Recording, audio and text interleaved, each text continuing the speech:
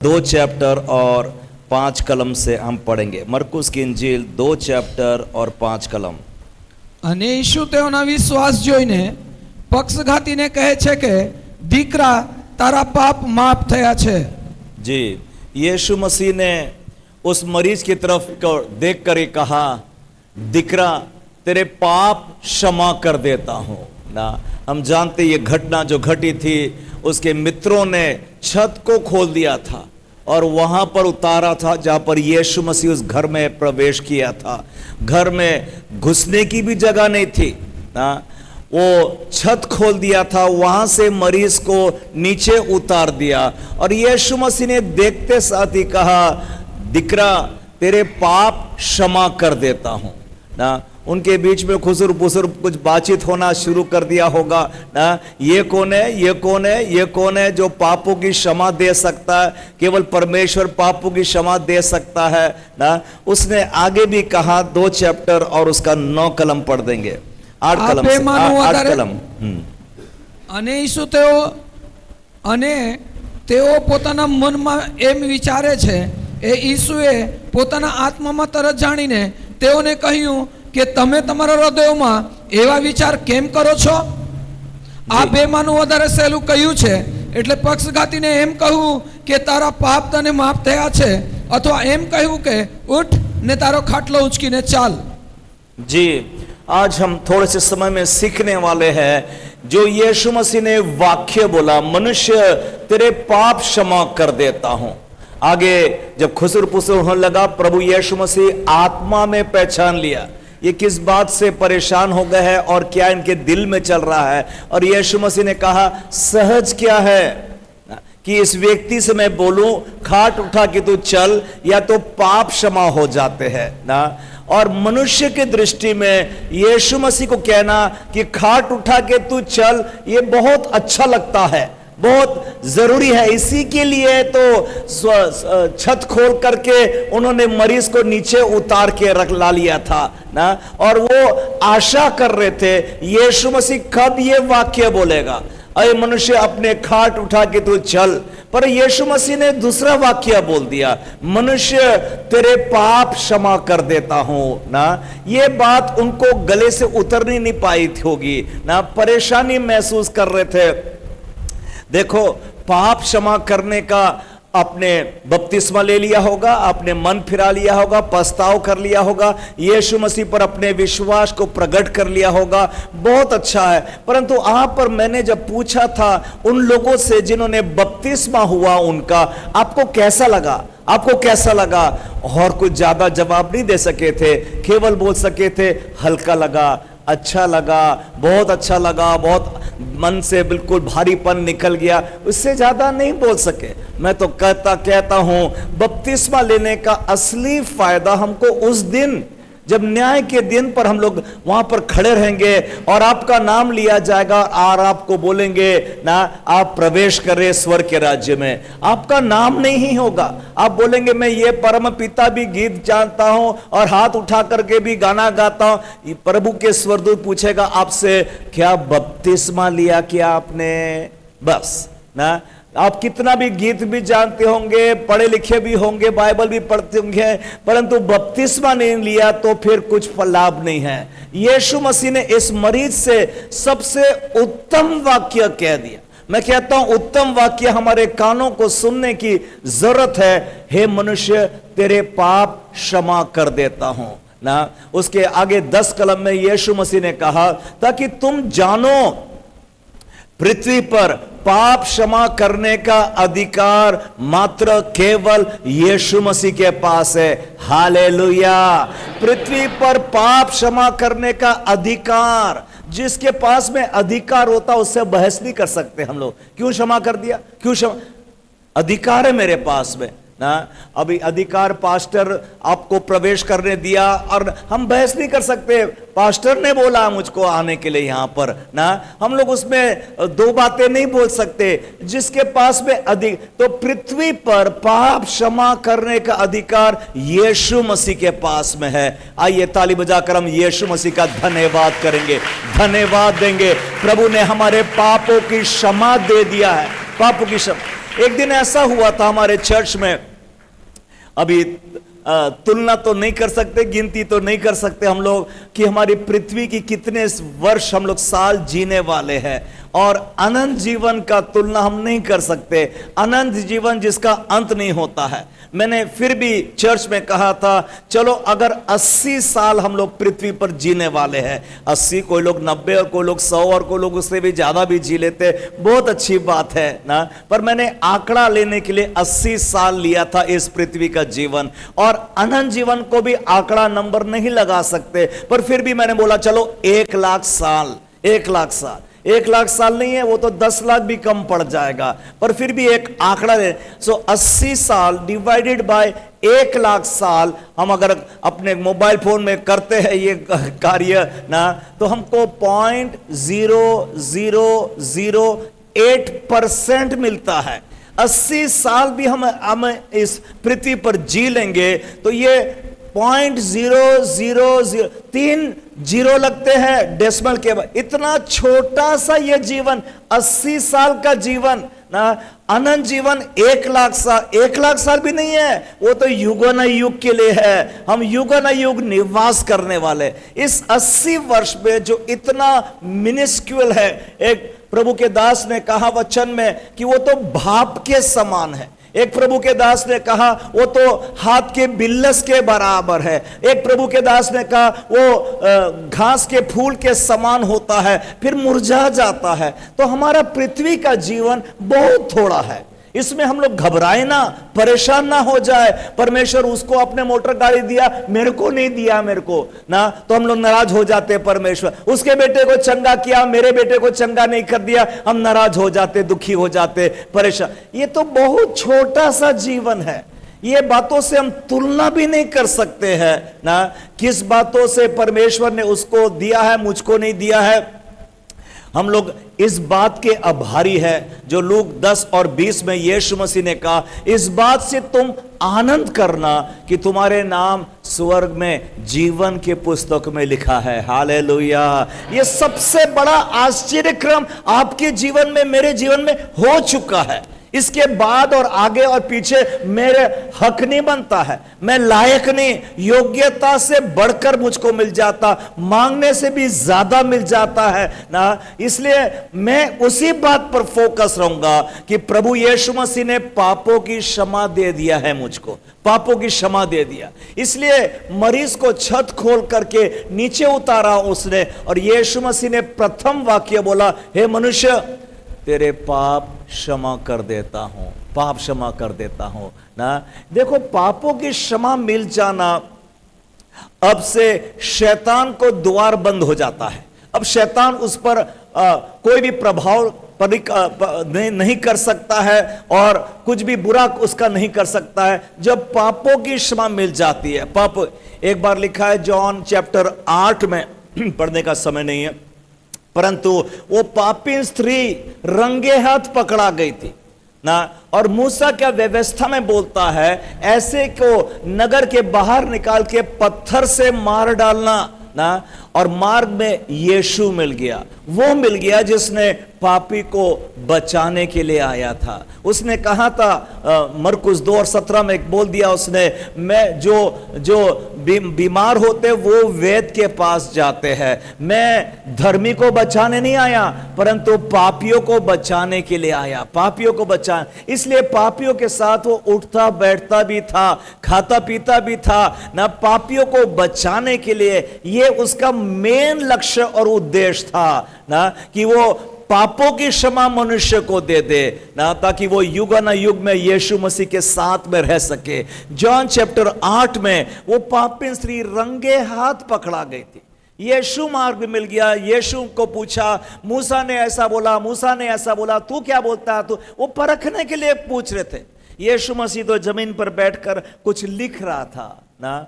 वो जब बार बार पूछ रहे थे, उसने खड़े कर कहा, तुम में से जो निष्पापी है पहले पत्थर मारे, और फिर बैठकर वो लिखने लग दिया। निष्पापी उस भीड़ में एक ही जन था, वो खुदावन यीशु मसीह था। यीशु मसीह के पास पूरा अधिकार था पहले पत्थर मारने इसको, पर यीशु मसीह खुद क्षमा करने के लिए आया। अपना मेन उद्देश्य वो यीशु मसीह प्रकट कर रहा है ना, कि पापियों को बचाने के लिए आया है, पापियों को जो पाप करा है उनको बचाने के लिए आया। और फिर से जमीन पर बैठकर वो लिखने लगा था।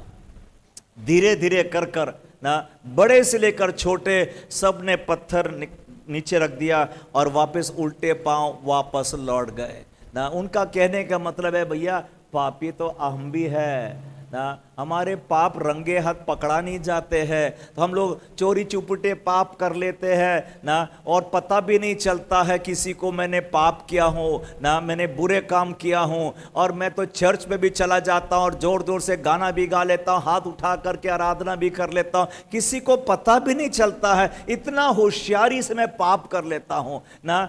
पता नहीं मुझको, उनको मन छिद गए थे। वचन लिखा है उनके हृदय छिद गए थे, सब एक एक करके वहां पर चले गए थे। फिर यीशु मसीह नजर उठाया उस पापी स्त्री से, कहता है, कहां गए, कहां गए? बहुत बड़े बड़े लोग आए थे तेरे विरोध में, पत्थर से मार डालने वाले। मतलब उसका मृत्यु का दिन था। थोड़ा विचार करें ना, जब यीशु मसीह ने पापों की क्षमा दिया उसको, कैसे वो अपने घर गई होगी, कैसे अपनी मां से मुलाकात करी। घर में तो मातम और रोना चल रहा होगा ना, सब परेशान होंगे कि कितना बोलते थे बेटी को, मत कर ये काम, मत कर, अब पकड़ा दी जाएगी, मारी जाएगी, सुनती नहीं थी, अब तो पकड़ा गई और रो रहे थे, परंतु खटखटाहट की आवाज आई होगी ना। और जब द्वार खोला उन्होंने, बिल्कुल आश्चर्यचकित हो गए होंगे, बेटी तो वापस आ गई, कैसे आ गई, वापस कैसे आ गई? उसने इतना ही जवाब दिया होगा, मार्ग में यीशु मसीह मिल गया। हालेलुया, यीशु मसीह मिल गया। यीशु मसीह ने पापों की क्षमा दे दिया उसको ना। उसने कहा था उस स्त्री से, मैं भी तुझे दंड की आज्ञा नहीं देता हूं, कुशल से चले जा, आनंद से चले जा, दोबारा पाप मत करना। मैं सोच रहा था ये स्त्री अभी सचमुच में बुरे काम छोड़ दी होगी ना, क्योंकि यीशु मसीह के साथ मुलाकात हो गई थी ना। आप और मैं जानते भी नहीं होंगे कितना बड़ा भारी नुकसान हमारा हो सकता है जब आदमी पाप कर रहा है ना। कितना शैतान को अवसर और मौका मिल जाता है मेरे जीवन में मार काट करना, हत्या करना, नुकसान कर देना। एक घटना लिखा है जॉन चैप्टर 15 5 में और 14 में। जॉन चैप्टर 5 और 14 में यीशु मसीह ने उस 38 साल के व्यक्ति को जिसको चंगाई दी थी उसको वापस मंदिर में मिला और एक सबक सिखा दिया उसको, दोबारा पाप मत करना, नहीं तो इससे भयंकर विपत्ति आ जाएगी। मतलब अभी तो 38 साल से खाट पर लेटा था। 38 साल कम नहीं होते, ये 2025 चल रहा है। अभी 38 साल माइनस कर लेके 2025 से तो ना 1982 के आसपास मिल जाता है। कितना पुराने समय से ये व्यक्ति बीमार, हम विचार भी नहीं कर सकते हैं कितना पाप के द्वारा शैतान मेरे जीवन में, मेरे परिवार में नुकसान लाने की कोशिश करता है। शैतान का एक ही काम है, चोरी करे, घात करे और नाश कर दे। शैतान तो बहुत खुश हो जाएगा जब आप बाइबल पढ़ना बंद कर देंगे, जब आप चर्च जाना बंद कर देंगे, जब आप दशवांश देना बंद कर देंगे, जब आप उपवास प्रार्थना बंद कर देंगे। वो तो सबसे बड़ा खुश शैतान हो जाता है ना। वही तो चाहता था।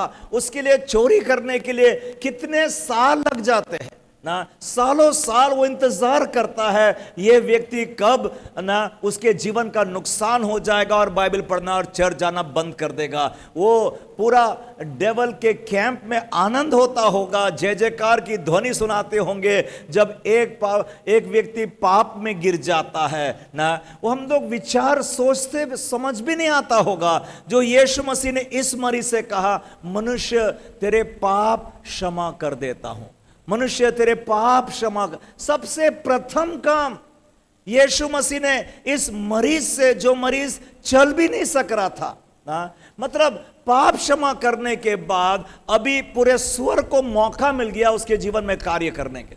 वो स्वर्ग को पूरा पूरा अनुमति मिल गया है अभी पूरी रीति से।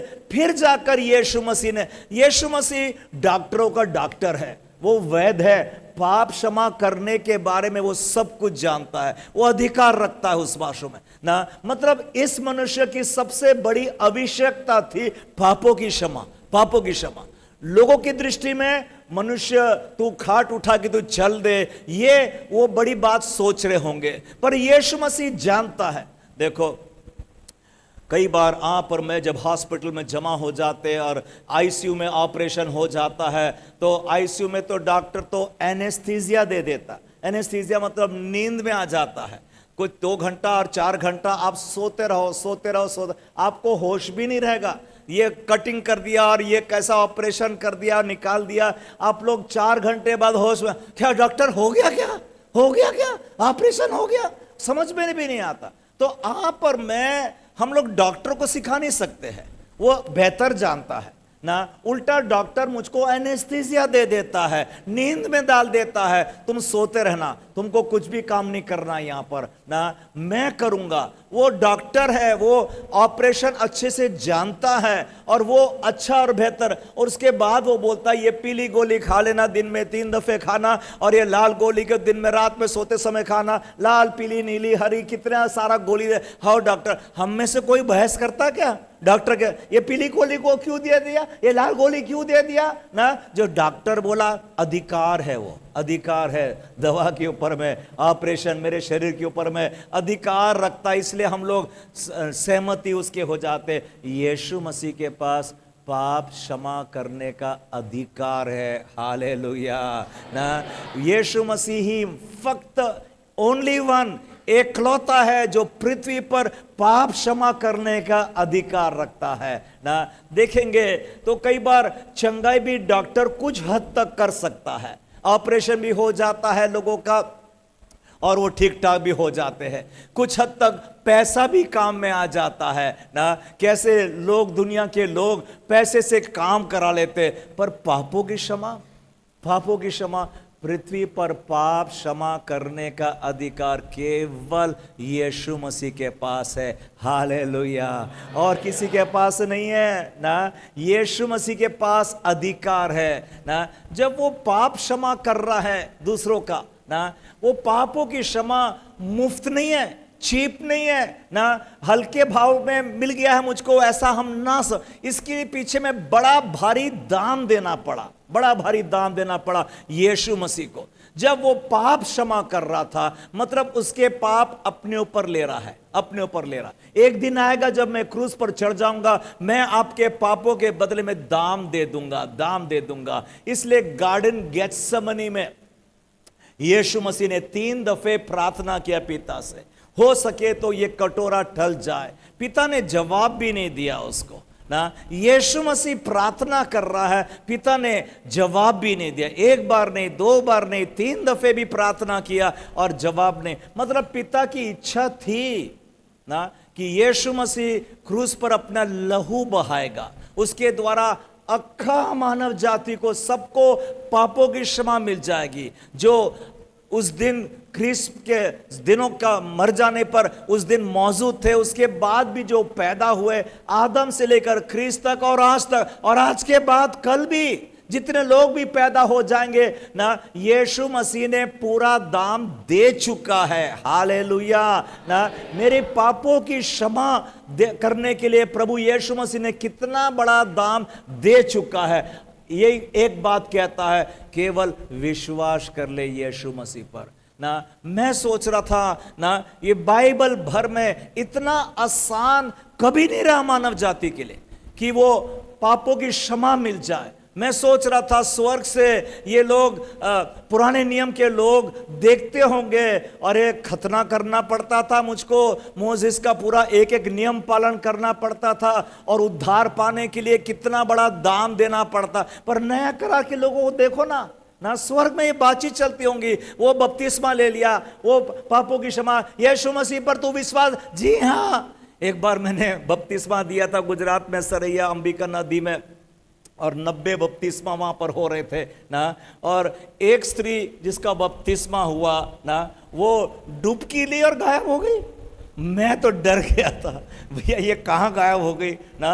उसको पिता पुत्र पवित्र आत्मा के नाम से बपतिस्मा दिया और नीचे नीचे तैर के निकल गई वो ना, नदी के उस पार जाके निकल गई। हालेलुया, प्रेज द लॉर्ड बोलती है। कुछ क्षण तक मैं भी घबरा। एक स्त्री और एक नाम जिसका नाम प्रियंका था, नागपुर में जब बपतिस्मा दिया था, उसको मैंने पूछा था, यीशु मसीह परमेश्वर का बेटा, उस पर तुम विश्वास? जी हाँ, इतना जोर से चिल्ला करके उसने बोली थी ना कि मैं यीशु मसीह पर विश्वास करती हूं ना, पिता पुत्र पवित्र आत्मा के नाम से पापों की क्षमा के लिए बपतिस्मा दे दिया मैंने उसको भी ना। ये सबसे बड़ा भारी काम है ना।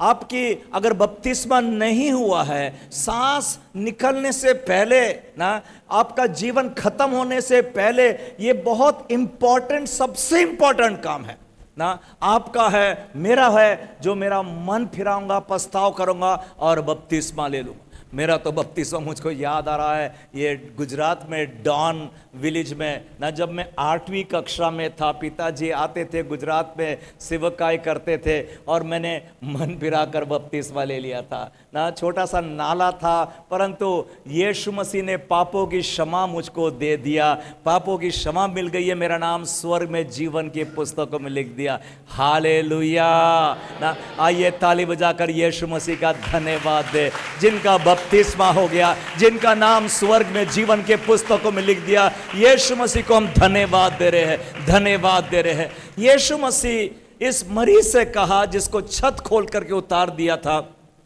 हे मनुष्य, तेरे पाप क्षमा कर देता हूं।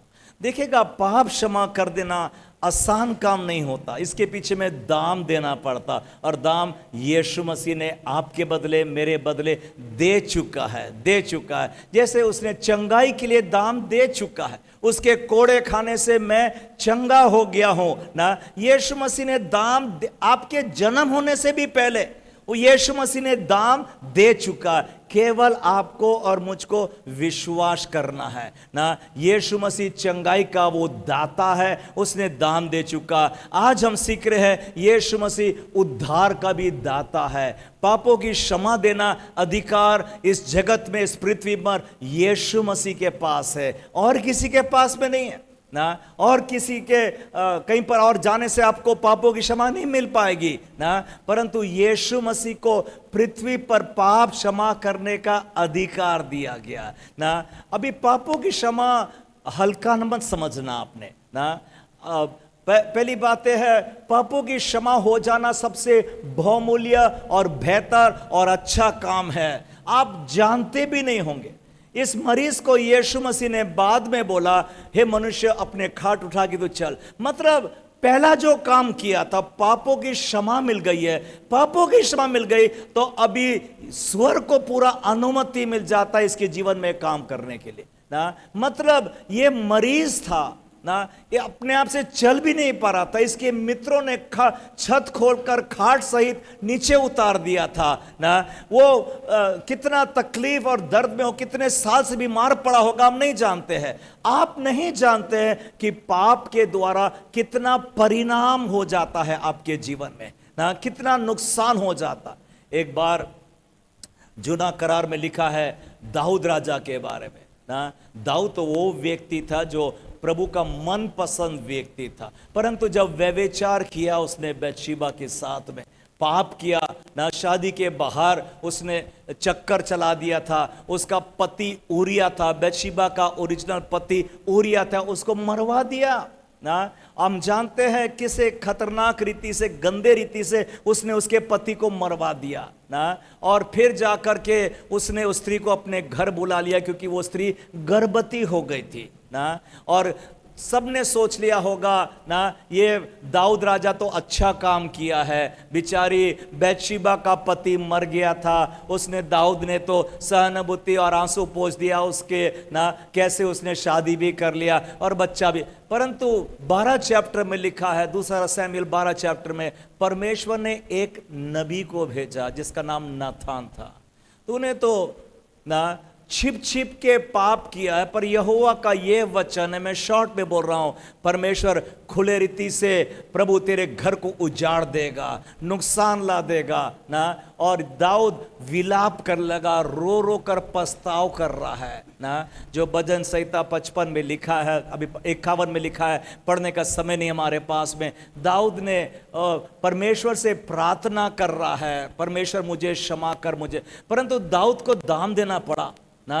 वो बेटा जो बैतशेबा से जो पहलौठा बेटा पैदा हो, मतलब जो सुलेमान का बड़ा भाई था, सुलेमान कितना दाऊद के बाद सुलेमान बन जाता है राजा इज़राइल का ना। कितना शक्तिशाली और जोरावर रीति से परमेश्वर, उसका बड़ा भाई मर गया। ये दाऊद की गलती के कारण आप और मैं जानते भी नहीं होंगे पाप करने के द्वारा कैसे शैतान को अवसर दे रहे हैं, कैसे शैतान मेरे जीवन को, घर को, परिवार को, बच्चों को उजाड़ देगा ना। नुकसान, शैतान तो बेरहमी के साथ में काम करता है ना। कैसे 38 साल से बीमार था वो व्यक्ति ना। यीशु मसीह ने एक्चुअली में इस मनुष्य के पाप क्षमा कर दिया, क्योंकि कहा 5 और 14 में दोबारा पाप मत करो। दोबारा मतलब पहले वाले पाप कहां चले गए? पहले वाले पाप यीशु मसीह ने अपने ऊपर ले लिया, वो दाम देने को तैयार हो गया और पापों की क्षमा ये व्यक्ति को मिल गई ना। पापों की क्षमा मिल गई तो कैसे 38 साल की बीमारी भी दूर हो गई। अब यीशु मसीह को अनुमति मिल गई, अब तू खाट उठा के तू चल ना। और एकाएक वो चंगा हो गया, सामर्थ मिल गई उसको ना। ये मरकुस 2 चैप्टर में छत खोलकर ये मरीज को उठाया। यीशु मसीह ने बाद में बोला ना, हे मनुष्य अपने खाट उठा के तू चल, और एकाएक वो चलने लगा, चंगा हो गया ना। पहले जरूरत है पापों की क्षमा। शैतान का तरकीब इरादा यही है कि आपको फिर से पाप में गिरा दे ना, कि आप पाप कर लेने पाए ना। आपका बपतिस्मा हो गया, अच्छी बात है, आप चर्च भी जाते, अच्छी बात है, आप प्रार्थना भी करते और बाइबल पढ़ते, अच्छी बात है, पर शैतान तो घूमता है गरजते सिंह के समान, किसको चीरूं और किसको फाड़ूं। वो उन लोगों के लिए पीछे में नहीं है, वो कलीसिया के लोगों के पीछे में है। ये ना शैतान हावी करने के लिए, नुकसान लाने के लिए आपके पीछे घूमता है, किसको चीरूं और किसको। इसलिए प्रभु भोज की विधि लिखी गई चर्च में। प्रभु भोज में हम लोग मन फिराते और पछताव करते। हमारे चर्च में नागपुर में तो हर पहला संडे जब आता है, कल का रविवार पहला संडे हो जाएगा, प्रभु भोज का सिस्टम आ जाता है ना, कि जिन्होंने बपतिस्मा लिया है वो प्रभु भोज में शामिल हो जाते हैं और पवित्र आत्मा मुझको स्मरण दिलाता है। क्योंकि वचन में लिखा है जो इसमें अनुचित रीति में शामिल होता है अपने ऊपर में दंड की आज्ञा लेके आ। इसलिए बहुत से लोग कमजोर हैं, बीमार हैं और सो भी गए हैं ना। इस कारण से प्रभु भोज को उन्होंने अनुचित रीति से ना लिया है उसको। मतलब अनुचित रीति का मतलब ये हो जाता, ले लेते ना यार, फिर से पाप कर लेंगे बाद में, अपन कोई फर्क नहीं पड़ता है ना। हम लोग अनुचित रीति से लेंगे। इस कारण से तुम्हारे बीच में बहुत से लोग कमजोर हैं, बीमार है और सो भी गए हैं ना। हम जानते भी नहीं होंगे कितना बड़ा भारी परिणाम हो जाता है जब मैं पाप कर लेता हूं ना, जानबूझ करके पाप कर लेता हूं ना।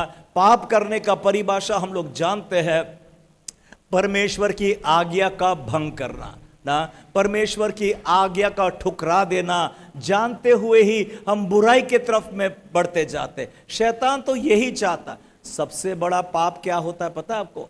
यूहन्ना 3 और 18 में लिखा है ना, जिसको पुत्र को पिता ने भेजा उसको इनकार कर देना। जॉन 3:18 आप पढ़ देंगे। એના પર જે વિશ્વાસ કરે છે તે અપરાધી ઠરતો નથી, પણ જે વિશ્વાસ નથી કરતો તે અપરાધી ઠરી ચૂક્યો છે। जी, जो विश्वास नहीं करता ना वो अपराधी ठहरा गया परमेश्वर की आज्ञा। परमेश्वर की दंड की आज्ञा उसके ऊपर में आ जाती है ना। कब शैतान वो नुकसान कर देगा मुझको नहीं पता ना। जब शैतान जब काम कर लेगा, कई बार वो 10 साल और 20 साल ढील देता है और बहुत आदमी बहुत खुश हो जाता है, मैं तो चोरी कर रहा हूं, मैं तो नुकसान और धोखा दे रहा हूं और फिर भी खूब पैसे कमा ले रहा हूं और बड़ी भारी मोटी चेन लगा दिया। भजन संहिता 71 में 73 में लिखा है ना, वो जो लिखने वाला असाफ कहता है, कितना मैंने क्यों व्यर्थ में ही मैंने अपने हाथ धो लिया हूं, व्यर्थ में ही मैं अच्छा जीवन बिता रहा हूं, उसको नुकसान लग रहा है। पर 16 कलम में जाकर वो समझ गया है अपना जीवन उनके जीवन से बेहतर है। 16 कलम में वो कहता है, जब मैं यहोवा के घर में गया और उनके अंत को देखा, कैसा उनका अंत होने वाला, तब समझ गया कि वो एक बेहतर स्थान में है। उसके पहले कुड़कुड़ाता है ना, कितनी मोटी सोने का चेन लगा के वो फिरते हैं और चर्बी उनकी कितनी है, और इतने 16 कलम तक बोलता जाता, व्यर्थ में सब कुछ मैंने व्यर्थ में ये अच्छा जीवन बिता रहा हूं,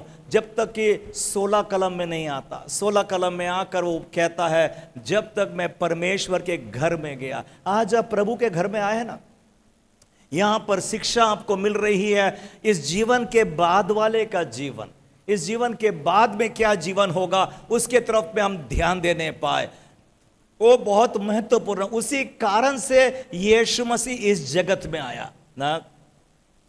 आप जानते होंगे पतरस ने प्रेरित 3 चैप्टर में, पतरस और यूहन्ना सुंदर नाम फाटक पर एक लंगड़ा बैठा था, उसको प्रार्थना किया, सोना और चांदी मेरे पास में नहीं है, पर जो है वो देता हूं, यीशु नाजरी के नाम से उठ खड़ा हो जा। एकाएक वो चंगा हो गया।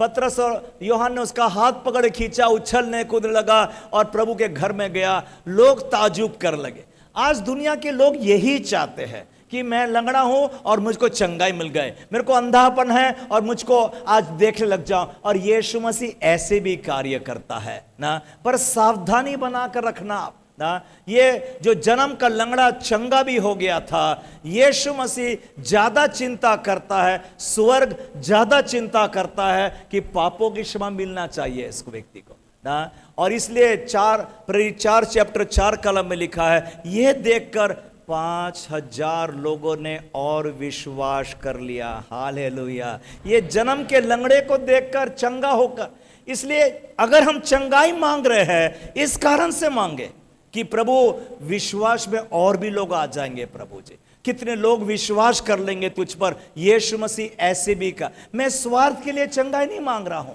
मैं तो विश्वास करता हूं यीशु मसीह ने कोड़े खाया, दाम दे दिया और कैसे क्रूस पर मारा गया, गाड़ा गया, तीसरे दिन मैं तो विश्वास कर लेता हूं, मेरा नाम स्वर में जीवन के पुस्तकों में लिख दिया है परमेश्वर ने ना। ये चंगाई भी मैं मांगूंगा ना, मैं दूसरों के लिए मांगूंगा।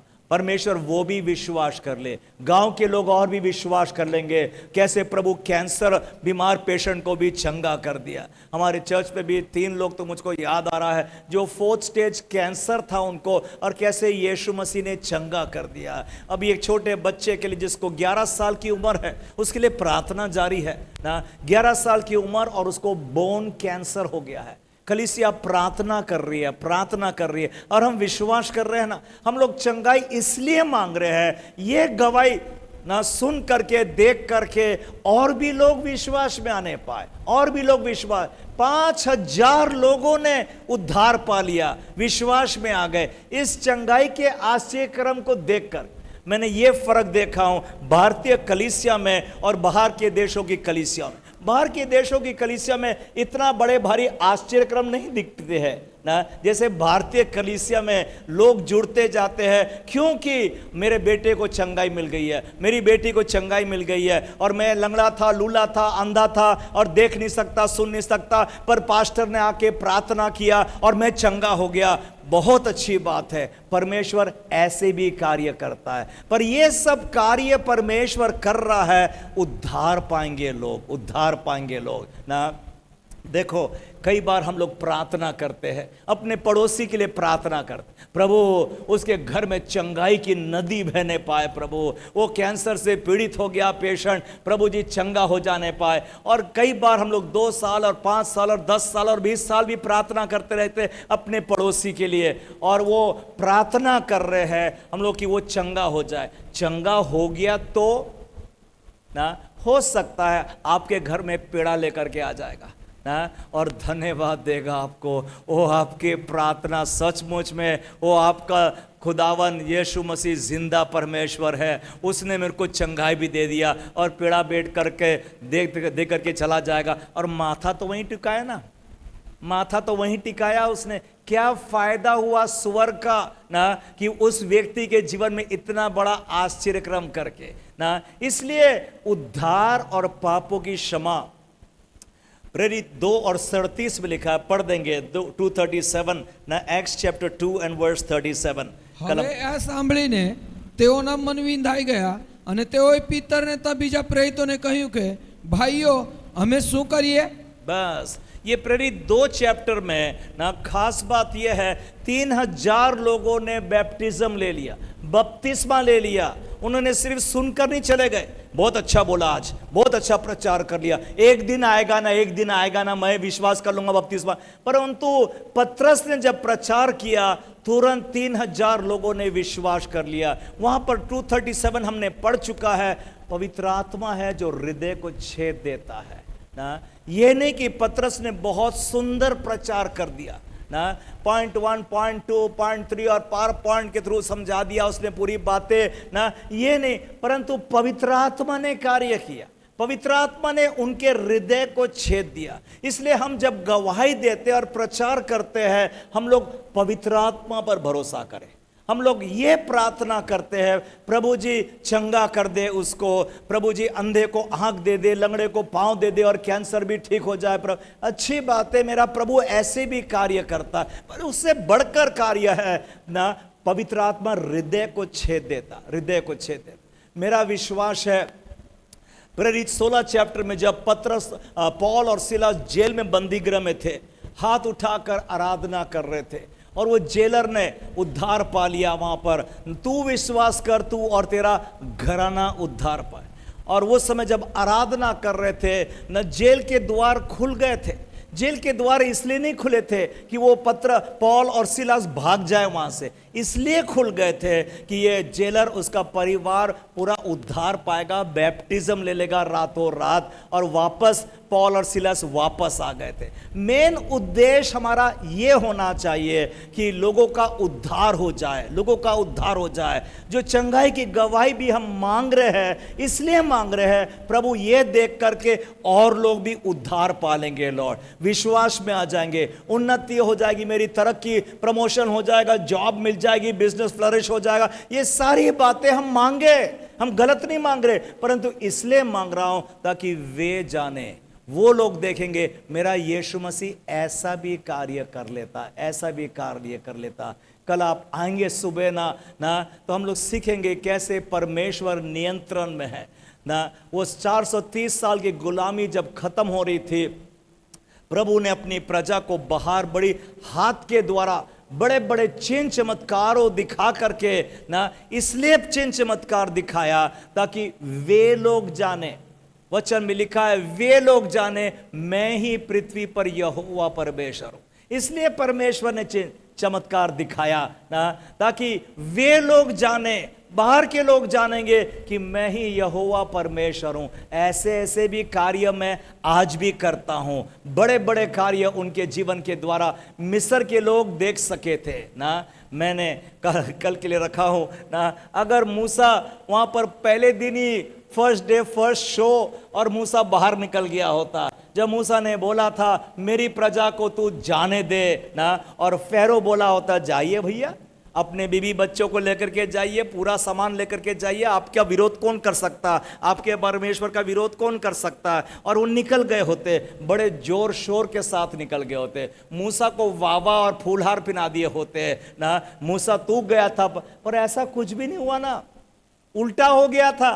जब से ये फैरोन के पास में गया, इनकी मुश्किलात और बढ़ गई है ना, परेशानी और बढ़ गया, दुख तकलीफ और बढ़ गई, उतना बढ़ गया कि मूसा भी कचकच करने लगा पर में।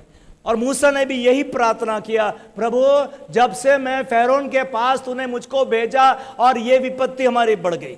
मतलब मूसा भी पछता रहा है, क्यों गया मैं फैरो के पास, नहीं जाता तो ठीक रहता था ना। विपत्ति और क्लेश और परेशानी को देखकर हम घबरा नहीं जाएंगे ना। हम जानते हैं बच्चा जब पैदा होने से पहले ना कितना माँ को दर्द होता है ना। मुझको याद आ रहा है जब मेरी पत्नी पहला बच्चे को डिलीवरी दे रही थी, वो माँ जो कह रही, मेरी पत्नी कह रही थी नहीं नहीं नहीं होगा, नहीं, डॉक्टर बोल रहा था होने दो होने दो होने दो, सब ठीक हो जाएगा, और वो चिल्ला रही, इतना दर्द में था, परेशानी में था। परंतु जब बच्चा पैदा हो गया, हालेलुया, हमने परमेश्वर का धन्यवाद दिया, पेड़ा बांटा है, खुशी मना रहे हैं ना।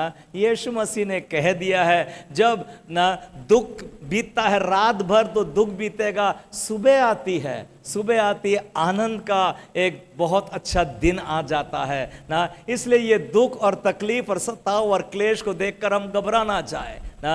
यीशु मसीह ने इस मरीज से जो छत खोल करके नीचे उतारा था, उसको पहली बातें बोला, हे मनुष्य तेरे पाप क्षमा कर देता हूं। बीच में पीछे में खुसर पुसर होने लगा, ये कौन है, ये कौन है, ये कौन है ना। पाप क्षमा करता है, केवल परमेश्वर पाप क्षमा करता है ना। फिर यीशु मसीह ने उस मरीज से कहा, अपने खाट उठा के तो चले जा। मतलब अब स्वर्ग को पूरा पूरा मौका मिल गया उसके जीवन में काम करने ना। पहले विश्वास करना जरूरी है, फिर हम आश्चर्यक्रम बाद में देखेंगे। एक वचन पढ़ेंगे, मरकुस की इंजील 16 चैप्टर और 17 कलम। मरकुस 16 चैप्टर और 17 कलम। વિશ્વાસ કરનારાઓના હાથે આવા ચમત્કાર ચિહ્ન થશે, તેઓ મારે નામે તેઓ દુષ્ટ આત્માઓને કાઢશે, નવી ભાષાઓ બોલશે। विश्वास करने वालों के बीच में ये चिन्ह होंगे। पर आप और मैं क्या कर देते, पहले चिन्ह दिखाओ, पहले मेरे बेटे को चंगा करके दिखा दे, मैं विश्वास कर लूंगा, पूरा घराने सहित विश्वास कर लेंगे, बपतिस्मा भी ले लेंगे। वचन में क्या लिखा है, विश्वास करने वालों के बीच में ये चिन्ह होंगे। अब चिन्हों के पीछे मत दौड़ते जाइए, चिन्हों के पीछे में ना अपना जोर ना लगाते जाए, विश्वास के पीछे जोर लगाएंगे। विश्वास करने वालों के बीच में ये चिन्ह होंगे ना।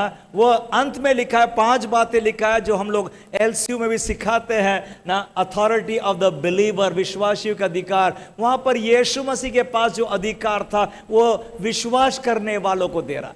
बीमारों पर हाथ रख के, वो तो 5वीं बात बोला यीशु मसीह, बीमारों पर हाथ रख के प्रार्थना करेंगे वे चंगे हो जाएंगे।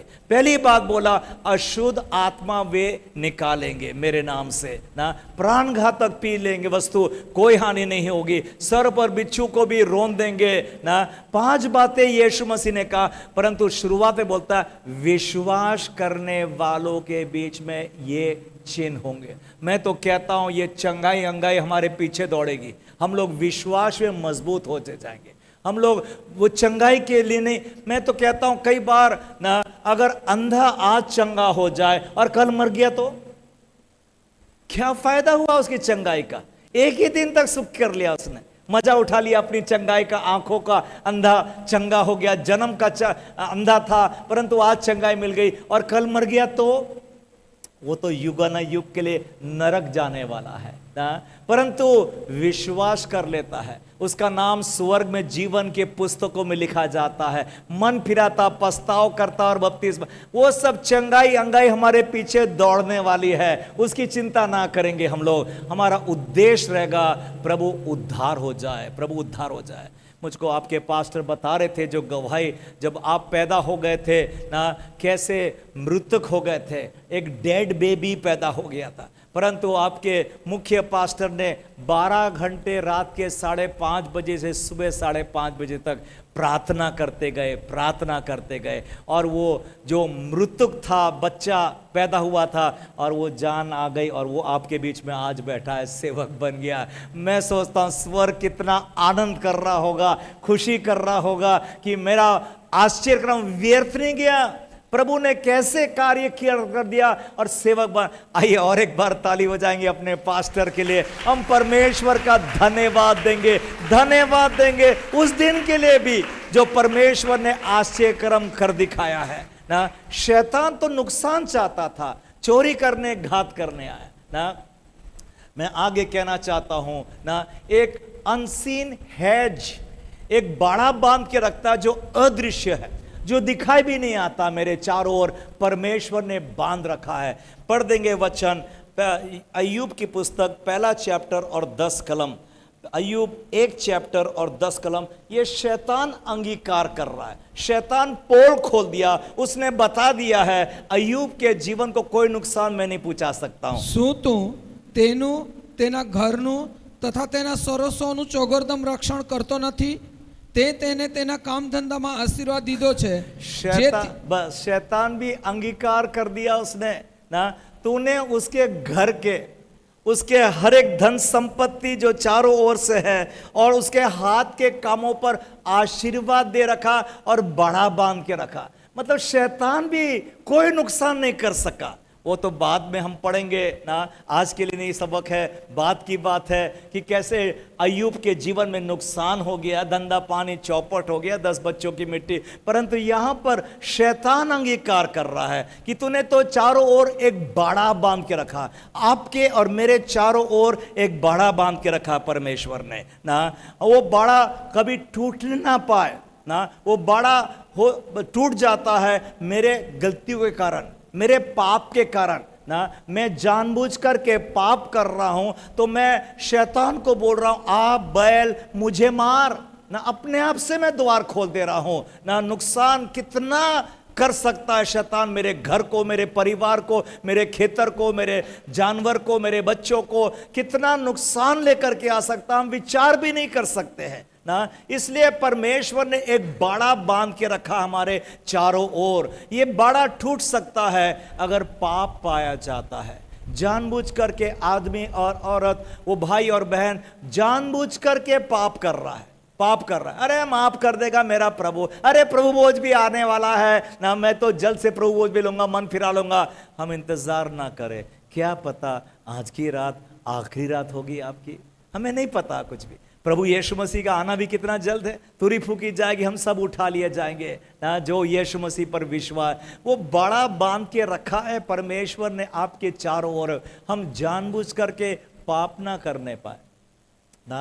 अगर पाप कर दिया है तो मन फिराए प्रभु के आगे, पछताव करे परमेश्वर, प्रभु से कहने पाए प्रभु मुझे क्षमा कर दे, प्रभु जी तेरे पवित्र लहू से और एक बार मेरे पाप तू धो दे परमेश्वर। प्रभु जी हम अपने विश्वास को फिर से जाहिर कर देंगे परमेश्वर के आगे में कि यीशु मसीह वो मारा गया, गाड़ा गया, तीसरे दिन जी उठा और आज भी हमारे बीच में है। आइए ताली बजाकर यीशु मसीह को हम धन्यवाद देंगे। हालेलुया, यीशु मसीह हमारे बीच में आज है। हालेलुया, जब 2 और 3 मेरे नाम से जमा होते उनके बीच में मैं मौजूद रहता हूं। हालेलुया, यीशु मसीह ने वचन बोला है ना, वो बाड़ा बांध के रखता। ये बाड़ा टूट सकता है आप गलती करने के द्वारा, पाप करने के, जानबूझ करके पाप कर रहे, और ये बाड़ा टूट सकता है जब आपके अंदर में डर घुस जाएगा, भय घुस जाएगा। आप जानते हैं पतरस भी जब पानी पर चल रहा था बहुत अच्छा कार्य किया उसने ना। यीशु मसीह ने कहा तू आ, और वो छठ से नाव से उतर गया, दोनों पांव उसने पानी पर डाल दिया और वो चलने लगा था। परंतु जब वो आंधी और तूफान को देखा, मतलब शैतान कैसे मेरे जीवन में घबराहट और डर लेकर आता है ना, आंधी और तूफान को उसने देखा। क्या पतरस को तैरना नहीं आता? सब तैर सकता था। क्या पतरस को वो बोट नहीं पता था जहां पर जाके बचा? सब पता था वो, पर वो डूबने लगा ना। घबराहट और डर इतना बड़ा हथियार होता है शैतान का ना। घबरा घबरा के, डरा डरा के ना। दाऊद और गुलायत के बारे में आप लड़ाई जानते हैं। दाऊद ना वो गुलायत का सामना किया। गुलायत तो ऊंचा तगड़ा आदमी था, भाला और तलवार और ढाल लेकर के आया था और 40 दिन तक ललकारता था सुबह शाम, कोई है जो मेरा सामना कर लेगा? मैं अगर वो जीत जाएगा तो हम लोग सब गुलाम, अगर मैं जीत जाऊंगा तो तुम लोग सब गुलाम बन जाएंगे। ये शैतान का अभी भी ये इच्छा होती है आपको गुलाम बना देने का। आपको ना जो शराब की नशा में पड़ जाते हैं वो गुलाम बन जाते हैं, शाम होते साथ ही वो फिर से बोतल के पास में बढ़ जाते हैं ना। पाप हमको गुलामी में वापस लेकर के चला जाता है। शैतान तो यही कोशिश में लगा रहता है। पर दाऊद छोटा सा लड़का ही था। कौन है रे खतना रहित फिलिस्ती जो जीवते परमेश्वर की सेना का विरोध कर दिया ना। दाऊद ने सामना किया। दाऊद ने निडर के साथ में घबराया नहीं, इतना बड़ा भारी कद है और भाला है और तलवार उसके पास में, इसने गोफन उठाया और एक पत्थर से मारा और वो वहीं पर गिर जाता है ना। कैसे परमेश्वर ने विजय पर विजय दे दिया उसको ना। ये सबक सीखने को है। हम आंधी और तूफान देखकर घबराएंगे नहीं, डरेंगे नहीं। शैतान का काम होता ललकारना, घबरा देना ना, कि आपके चारों ओर जो बड़ा बांधा है वो टूट जाए ना। अय्यूब का भी हम लोग जानते हैं ना, अय्यूब 3:25 में लिखा है, वो उसने कह दिया जिन बातों से मैं डरता था वही मेरे ऊपर आ पड़ी। मतलब डर घुस गया था उसके अंदर में ना। अगर सब कुछ चौपट हो गया, धंधा पानी चौपट हो गया, अगर बच्चों की मिट्टी हो, जो बातों से मैं डरता था वही मेरे पर आ पड़ी। तो शैतान ये तरकीब इस्तेमाल आज भी करता है। एक तो आपको पाप में गिराने को देखेगा, दूसरा आपको डरा देगा, डरा डरा कर काम करेगा, डरा डरा कर इतना डरा देगा कि आप मुंह ही नहीं खोलेंगे ना, आप प्रचार भी बंद कर देंगे, दूसरों को गवाही भी नहीं दे सकते ना। आपका बाड़ा तोड़ने के लिए शैतान घूम रहा है ना। आप लोग निडर के साथ है। कौन है खतना रहित फिलिस्ती जो जीवते परमेश्वर की सेना का विरोध कर रहा है? हम लोग विश्वास करेंगे प्रभु के वचन पर, जो आज सुबह भी बताया था ना। यीशु मसीह का वचन था, मैं अपनी कलीसिया बनाऊंगा और अधलों के फाटक प्रबल नहीं कर पाएंगे। हालेलुया। हम लोग विश्वासी लोग हैं, प्रभु के वचन पर विश्वास करते। मैंने कहा था सुबह भी, हमारा कलीसिया के लिए आने वाला कल आज से अच्छा ही होगा। Hallelujah, hallelujah. किसी और के लिए अच्छे दिन आए या ना आए, विश्वासी और कलीसिया के लिए अच्छे दिन आ रहे हैं, अच्छे दिन आने वाले हैं, अच्छे दिन है, और बढ़ते जाएंगे और बढ़ते जाएंगे और बढ़ते जाएंगे ना। परमेश्वर का हम धन्यवाद देते जाए, परमेश्वर का हम धन्यवाद। परमेश्वर नियंत्रण में है, नियंत्रण में है ना। मैं जल्दी से पढ़ना चाहता हूं मत्ती की इंजील, उसका 18 चैप्टर और 18 कलम पढ़ देंगे। मत्ती की इंजील 18 और 18। मैं तुमसे सच कहता हूँ, हाँ, जो कुछ तुम पृथ्वी पर बांधोगे वह स्वर्ग पर बंधेगा, और जो कुछ तुम पृथ्वी पर खोलोगे वह स्वर्ग में खुलेगा। जी, और एक वचन पढ़ देंगे आप, मत्ती की इंजील 12 चैप्टर और उसका 29 कलम 29। વળી કોઈ બળવાનના ઘરમાં જઈને તે બળવાનને પહેલવેલા બાંધ્યા વિના તેનો સામાન કોઈથી કેમ લૂંટાય? પણ તેને બાંધ્યા પછી તે તેનું ઘર લૂંટી લેશે। बस यीशु मसीह ने कह दिया कैसे एक बलवान के घर को लूट सकते। जब तक के बलवान को बांधा ना जाए, हमको शैतान को बांधना है। जो कुछ तुम पृथ्वी बांधोगे स्वर्ग में बांधा जाएगा। शैतान को कैसे बांधेंगे हम लोग पाप से नफरत कर देंगे। एक बड़ा परमेश्वर और पूरा स्वर्ग चारों ओर बांध लेता है जब एक व्यक्ति पाप से दूर रहना पसंद करता है। जैसा अय्यूब के चारों ओर में बड़ा था, वो उसका बड़ा ये था, वो बुराई से दूर रहने वाला व्यक्ति था, परमेश्वर से भय रखने वाला व्यक्ति था। मतलब चारों ओर बाड़ा बांध दिया परमेश्वर ने ना। शैतान कुछ भी नहीं कर सका अय्यूब के विरोध उस समय तक ना, जब वो बाड़ा बांधा था परमेश्वर ने उसके चारों ओर में ना। वैसा ही आज भी परमेश्वर आपके भी घर के चारों ओर, आपके भी खेत के चारों ओर, आपके भी परिवार और बच्चों के चारों ओर बड़ा बांध के रखता, बड़ा बांध के रखता है। जब आप पाप से नफरत कर लेते हैं, मैं तो पाप कर ही नहीं सकता हूं, मैं तो बुराई से दूर रहने वाला हूं ना, तो हम लोग बलवान को बांध देते। मैं कहता हूं आज कलीसिया ना वो बलवान के घर में काम कर रही है। बलवान को बांधना बहुत जरूरी होगा ना। आजकल पाप करना इतना आसान हो गया। मैं और मेरी पत्नी ब्लॉसम मैरिज सेमिनार कराते हैं। मैरिज सेमिनार में हम लोग पति पत्नी के रिश्ते पर जोर देते हैं।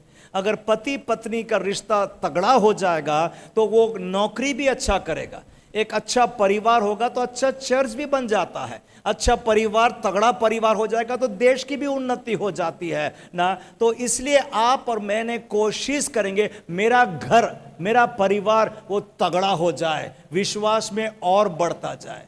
शुभ संदेश पे जब टीवी पर प्रचार किया था, 2016 की बात बता रहा हूं, 2016 से लेकर 2020 वो कुछ 4 साल थे जब मैंने प्रचार किया था, और मैं नहीं जानता था कि अगले 4 साल के लिए पवित्र आत्मा मुझको मैरिज पर ही संदेश देने वाला है। 4 साल तक हर रविवार प्रचार करता था और नया नया प्रकाशन प्रभु विवाह के बारे में दे रहा था ना। वो पवित्र आत्मा जानता था कि ये वचन की कितनी जरूरत पड़ जाएगी ये वाले दिनों में, अंत के दिनों में। कितना आज शैतान ने उल्लंघन कर रखा है परिवारों में, पति पत्नी में लड़ाई झगड़ा, कि यहां तक के भी कि जवान व्यक्ति तैयारी नहीं हो रहा शादी के लिए, क्योंकि उसके पास सबूत है। मेरे दोस्त के साथ क्या हो गया, 2 साल के बाद क्या हो गया, और 5 साल के बाद क्या हो गया, मेरे साथ में नहीं होना चाहिए, मैं अकेला ही जीवन बिता लूंगा। और आजकल दुनियादारी और ऐश, पाप का ऐश इतना बढ़ गया है ना, लोगों की जरूरत ही नहीं पड़ती है शादी करने के लिए ना, शादी के बिना भी मजा उठा लूंगा मैं। ये सब शैतान का एक तरकीब है, इससे सावधानी बना के रखना। मैं तो कहता हूं ना, अगर रोड आप क्रॉस करने वाले, रोड क्रॉस भी करने के लिए आपको जोखिम और रिस्क उठाना पड़ता है ना। कितने लोग जख्मी हो जाते, घायल हो जाते, गलत रीति से रोड क्रॉस कर लेते हैं और धोखा हो गया उनके। कितने लोग मोटरसाइकिल चलाते समय मर भी गए होंगे, पर फिर भी आप और मैं रोड भी क्रॉस कर लेते और मोटरसाइकिल भी चला लेते ना। इसलिए शादी विवाह ये परमेश्वर की रचना है, परमेश्वर ने बनाए। शैतान का काम हो जाता है उसका विरोध करना, शैतान का काम हो जाता है जो भी कार्य परमेश्वर कर रहा है उसका विरोध करना। इसलिए आज ना शैतान कितना शादी में मुश्किलात लेकर आ गया, परेशानी लेकर के आ गया, नुकसान लेकर आ गया। वो शैतान ना पूरा अधिकार जमा रहा है परिवारों के बीच में। इसलिए आप और मुझको बहुत जरूरी है अपने वैवाहिक जीवन को संभाले रखना है ना। शैतान को कुछ भी अनुमति नहीं देंगे मेरे घर को नुकसान करने, मेरे परिवार और बच्चों को नुकसान करने। मैं और मेरे पत्नी तो ग्रैंडफादर और ग्रैंड मदर बन गए, दो नाते पोते बच्चे भी हमारे पास में हैं। ये सब परमेश्वर का अनुग्रह है, दया है। परमेश्वर घर को बढ़ाते जाता, बनाते जाता। इसलिए पापों की क्षमा ये सबसे बड़ा आश्चर्यक्रम जो यीशु मसीह हमारे जीवन में कर दिया है ना। इसके आगे में और कुछ मेरे को हक भी नहीं बनता है ना, मैं योग्य भी नहीं हूं और कुछ मांगने के लिए। परमेश्वर ने सबसे बड़ा आश्चर्यक्रम कर दिया, पापों की क्षमा मुझको दे दिया। हमने मन फिराया और बपतिस्मा ले लिया है ना, पापों की क्षमा, उद्धार हो गया है। हम प्रभु का धन्यवाद देते जाए। आइए अपने स्थानों पर खड़े हो जाएंगे। हम बाकी का संदेश हम कल भी सुन सकते हैं ना, परंतु ये समय पर हम अपने स्थानों पर सब जन खड़े हो जाएंगे। आंखों को बंद करें, सिर को झुकाए, हम प्रार्थना में जाने वाले।